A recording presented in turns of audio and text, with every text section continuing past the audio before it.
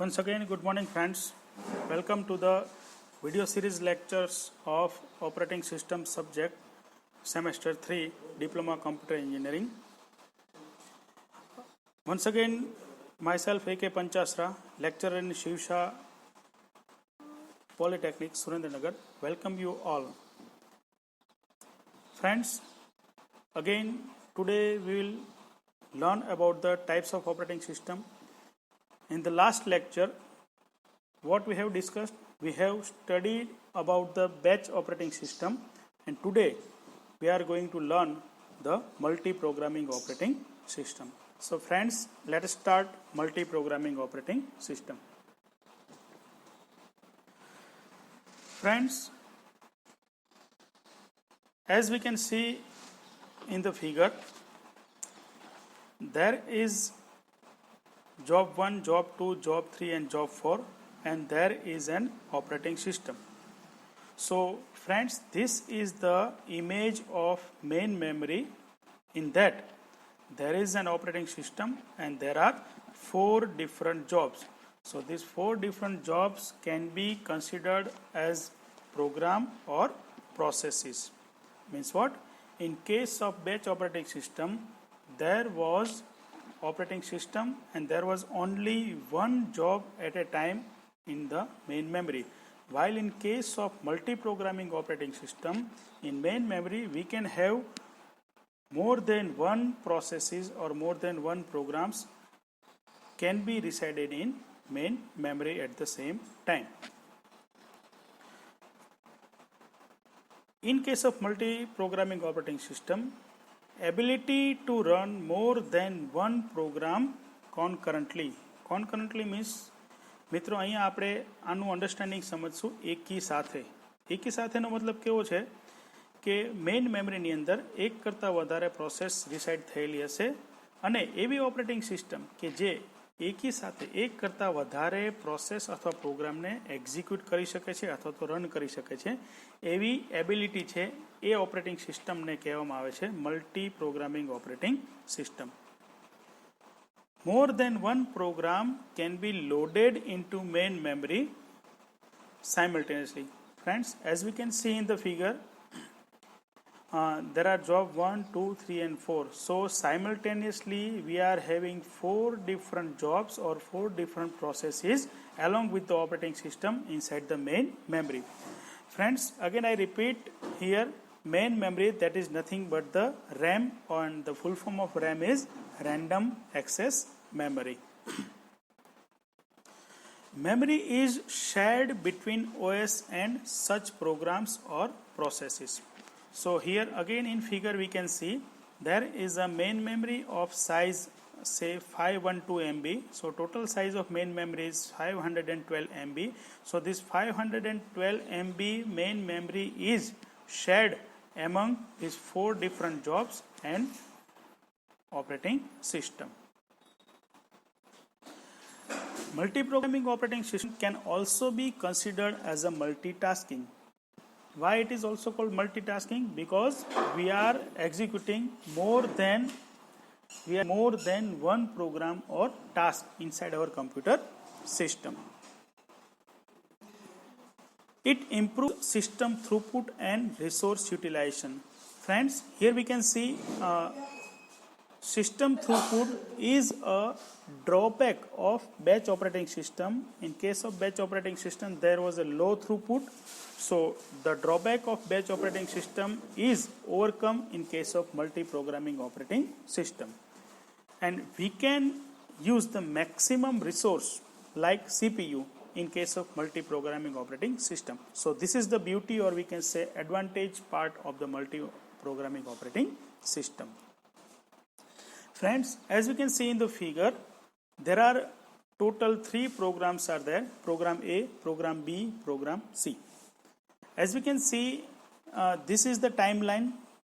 So at this time, if we see, we will not see this combined part right now. We will focus on this program A, B and C. So initially we can see that program A is in running mode. So when program A is in running mode, so at the same time program B is waiting and program C is also waiting. Even though program A, B and C, all these three programs are resided in main memory at a time, the program A is going to be executed or it is running. At this time we can see program B is going to execute, or we can say program B is running. At the same time, when program B is running, program C and program A both are in waiting mode.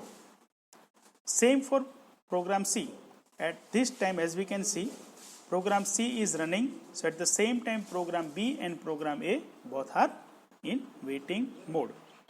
After some time, again program A will get a chance, so that program A will run, after that program B, and after that program C. So if we see this figure collectively or combinedly, okay, we can see in the combined part, so at this time program A is running, then program B is running, then program C is running. After waiting period of some time, again program A is running, program B is running, and program C is running. Means what? What I mean to say is CPU, that is one type of resource, that CPU is simply allocated to another process after, we can say, completion of some program, say program A or program B or program C, or it can be forcefully, CPU can be forcefully taken away from this process and it could be assigned to some another process and to some another process and so on. So using this way, from this figure I want to just explain that many number of programs are residing in main memory and all these programs are running concurrently. So this is the concept of multi-programming operating system. The primary objective of the multi-programming operating system is to maximize the CPU utilization. Friends, here what we want, as we know the CPU is only one inside the computer system and we should use the CPU in such a way that CPU should not be idle for maximum time. So for that, what can be done? Once the CPU is allocated to process A, if process A is complete, directly switch over the CPU to process B and switch over the CPU to process C. So hence, after switching over the CPU or allocation of CPU from process 1 to process 2 or process 3, or we can say program A to program B to program C, we can maximize the utilization of CPU. And this is the best part of the multi-programming operating system. Now, multi-programming operating system can be implemented in two ways. So among this, the first way is called the non-preemptive and second is called the preemptive. Now friends, let us understand what is non-preemptive. In case of non-preemptive, program is allowed to execute until it voluntarily gives up the CPU. Process और programme जो है वो उसके पास CPU कब तक रहेगा? जब तक वो प्रोग्राम और प्रोसेस अपने हिसाब से CPU को रिलीज नहीं करेगा तब तक प्रोसेस के पास वो CPU रहेगा and process will be executing. This concept is called the non-preemptive. Program gives up when it waits for some event like input-output operation or when it terminates. For example, there is a program A. Program A is executing, so at that time CPU will be allocated to program A. After some time, if suppose program A wants to do some input-output operation, so when program A wants to do the input-output operation, so at that time CPU will become free. So at that time, what the program A can do? Program A can simply give up or release the CPU, so other process in the main memory can take the chance of CPU and can be executed. When CPU becomes free, it is allocated to some another or say some other program. As we are taking the example of three different programs, program A, program B and program C. Okay. As program A completes its task or program A finishes its task, after that program A is going to be terminated. When program A terminates, CPU can be assigned or CPU can be allocated to process B or process C, or we can say program B or program C. Okay. Next category, that is called the preemptive. Now what is the concept of preemptive? In non-preemptive, CPU will be with the program or with the process until and unless the CPU or until and unless the program is not going to be release the CPU. While in case of preemptive, program is allowed to run for some maximum amount of time. Means what? Suppose program A is there, and for complete execution of program A, suppose it requires 4 seconds of CPU time. Okay, then what will happen?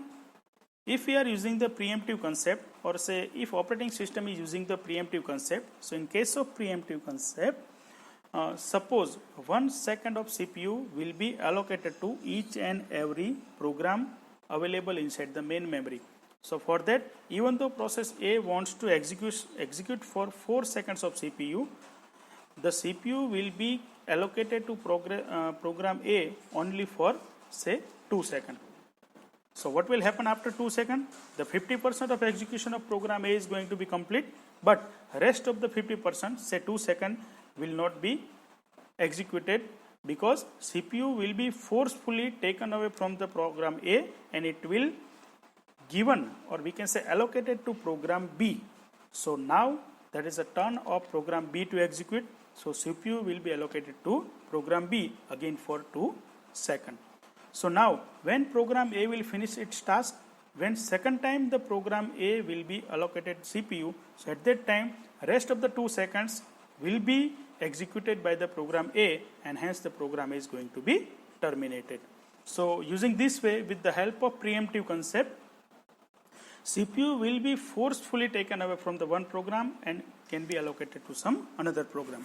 મિત્રો અહીંયા મેં એક word લખેલો છે દાદાગીરી.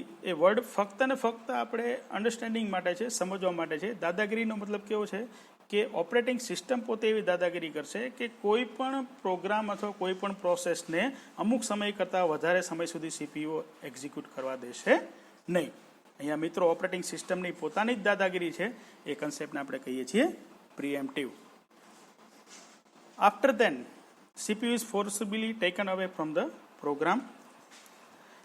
This concept is also called the time sharing operating system. આ કન્સેપ્ટને આપણે time sharing operating system પણ કહી શકીએ છીએ, because specific period of time માટે CPU જે છે એ અલગ અલગ પ્રોગ્રામને અસાઇન કરવામાં આવે છે. નાઉએડેઝ ઘણી બધી ઓપરેટિંગ સિસ્ટમ્સ એવી છે કે જે મલ્ટી પ્રોગ્રામિંગ ઓપરેટિંગ સિસ્ટમનો યુઝ કરે છે આ કન્સેપ્ટનો. Let us summarize, friends, what we have understood today. Initially, we have talked about the batch operating system. We have discussed the drawback of batch operating system. Now, after that, we have discussed the figure or concept of the multi-programming operating system. After that, we have discussed the advantage of multi-programming operating system over the batch operating system. Okay, then we have gone through the working of the multi-programming operating system. Then we have talked about the CPU utilization, maximum CPU utilization. Then we have talked about the non-preemptive and preemptive concept of the multi-programming operating system. Friends, hope you enjoyed the lecture.